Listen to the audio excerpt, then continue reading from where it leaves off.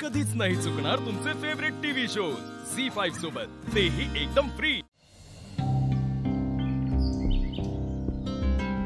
नीरज सरांची आई मला खोटं ठरवण्यासाठी स्वतःला सुद्धा त्रास करून घेतात, मग जिंकण्यासाठी ते कुठल्याही थराला जाऊ शकतात। कसं जिंकायचं यांचं मन? या सगळ्यामुळे नीरज सर माझ्यापासून लांब जाणार नाही ना?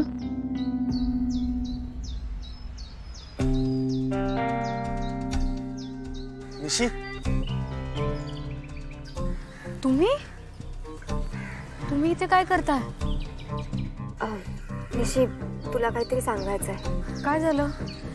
घरी काही? नाही, घरी सगळं व्यवस्थित आहे, तू तिथलं टेन्शन घेऊ नकोस।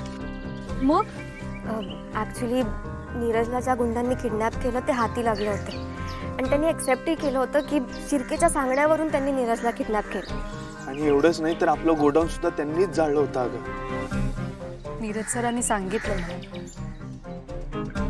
पण तुम्हाला मला अशी गोष्ट सांगायची जी तुम्हाला माहित नाही। काय?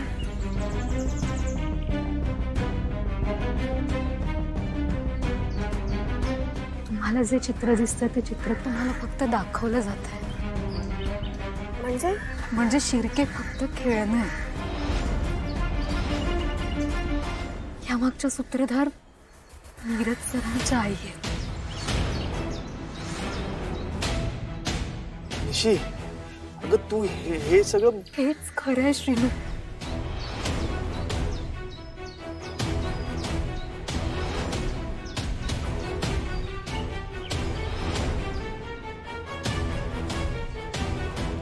मला हवं ते साध्य करण्यासाठी मी माझ्या मुलाला किडनॅप केलं होतं। माहितीये गोडाऊन कोणी जाळलं होतं? मी जाळलं होतं। माझ्या मुलाने कसा माझ्यावर पटकन विश्वास ठेवला? म्हणजे तो धूप तुम्ही पेटवला होता? म्हणजे तुम्ही मला नीरज सरांच्या मनातून उतरवण्यासाठी स्वतःच्या जीवाशी खेळू शकता? मी माझ्याच काय कुणाच्याही जीवाशी खेळू शकते। ते मला आणि नीरज सरांना कधीच एकत्र येऊ देणार नाही। ते काही ना काही अडचणी निर्माण करून मला आणि नीरज सरांना लांब करू पाहताय। त्या दिवशी त्यांनी नाटक केलं आजारी असल्याचं।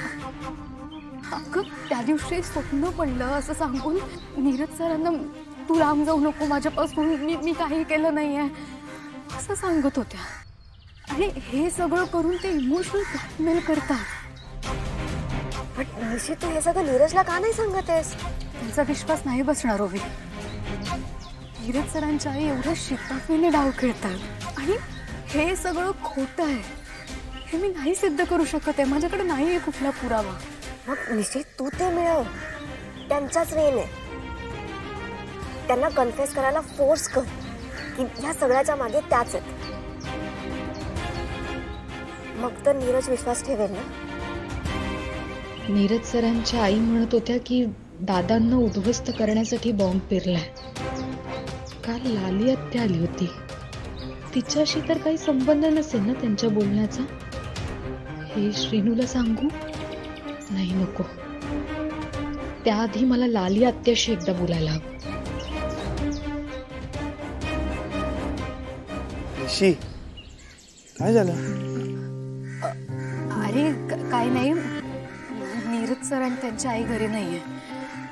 मी आपल्याच घरी येत होते।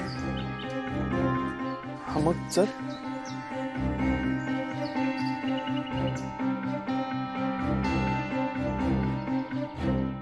गळा पसारा तसाच पडलाय, कोणी करणार आहे का? म्हणजे मी काय मदत करतो का? गप्पा बसव, तुम्ही काही नका करू, बाजूला व्हा मधून।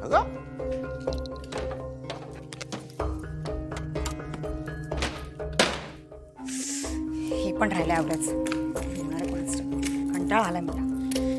मंजू, काय झाला? काय खोळासारखं करतं? काय झाला? काय काही होऊ देत, तुम्हाला सांगून काही उपयोग नाहीये। तुम्ही या घरात डोळे मिटून कान बंद करून राहता। अज्ञानात सुख असतं ना, हेच खरं। पण माझे डोळे, माझे कान उघडे, मला त्रास होतोय सगळ्याचा। हा बाजूला कसला त्रास हा आणि कसलो आज्ञा, काय झाला काय या? काय होऊ देत, तुम्ही उगाचच माझं डोकं फिरवू नका आता. याआधी मी तुम्हाला खूपदा सांगण्याचा समजवण्याचा प्रयत्न केला, पण तुम्हाला कधी माझं काही पटलंय का? कशाबद्दल बोलतेस तू? हा, कोणी काय बोललंय का तुका? बोलायला कशाला हवं? या घरात जे काही चालतंय आणि लोक जे काही वागतायत ना, त्यावरून आपण अंदाज बांधूच शकतो ना. आपल्याच घरात राहतात आणि शत्रू सोबत मैत्री करतात. अहो, अशा माणसांवर कसा विश्वास ठेवायचा? बाई ग, उद्या माझा डुग्गू रस्त्यावर नाही आला म्हणजे झालं. बस झाला आता मंजू, जा काय असं ना तर स्पष्ट बोल. लालिताई जे काही वागतायत ते मला अजिबात पटत नाहीये.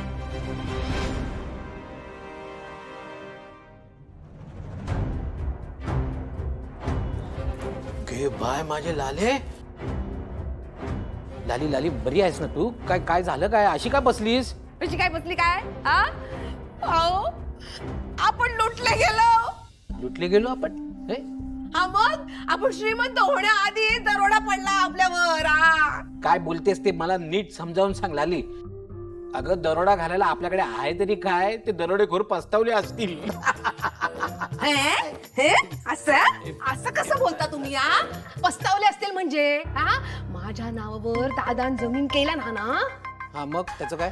त्याचा काय त्याचे कागद हरवले असत. काहीच सापडत नाही. खूप शोधलं. उमा, पैसू जगण्यासाठी खूप महत्वाचा हा, पण त्याहीपेक्षा जास्त महत्वाचं असतात ती म्हणजे नाती आणि नात्यातलो विश्वास. आणि विश्वास म्हणजे नाती जपणारा प्राणवायू असतो. पैशांच्या सुखसोयीच्या मागे धावणारे आपली नाती मागे सोडून देतात आणि मग पुढे त्यांचा काय होता हे तुमका सांगायला नको. आज आपण खोत कुटुंब सगळे एकमेकांना इतके घट्ट धरून आहोत आणि हीच आपली खरी ताकद हा. आणि आपल्या या खोतांच्या ताकदीवर कोणी घाव घालू नये याचीच भीती वाटते. मी शिनूला नाराज आहे, नक्कीच आहे, पण पुढे जाऊन तो अशा चुका करताना 100 वेळा विचार करेल. उमा, माका श्रेणूने लाली सारखा वाहवत गेलेला अजिबात आवडणार नाही. हे बघ मंजू, तुझं ना काहीतरी गैरसमज झालेलो हा. लालिताई नाही, कांता भाऊजी काहीतरी घोटाळू करतील असा माका दिसता. तुमची बहीण ना ती, मग ती धुतल्या तांदळासारखी. अहो, मी स्वतः माझ्या डोळ्यांनी बघितलं त्यांना मेघनाताईंसोबत. त्यांच्या घरी गेल्या होत्या आणि विचारलं तर म्हणे निशीकडे गेले होते, निशीला भेटायला गेले होते. अगो मग काय झाला? गेला असत ते निशिक भेटू. हे बघ, लालिताई काही करणार नाही, कारण तिका ना दादा तो धाक असा. आपल्या घरावर काही संकट येईल असा ताई काही करणार नाही. आणि केल्याने ना